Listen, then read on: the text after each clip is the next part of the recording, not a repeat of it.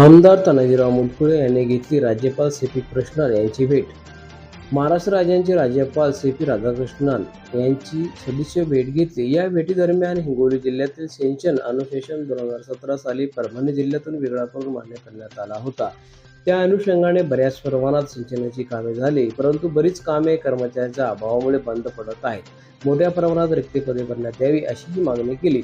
त्यावेळी सोबतच सिंचन विहिरी 22,000 करण्यासंदर्भात भूजल सर्वेक्षण कार्यालय पुणे याने अभिप्राय दिला होता, परंतु प्रत्यक्षात फक्त 5,000 विहिरी पूर्ण झाल्या आहेत.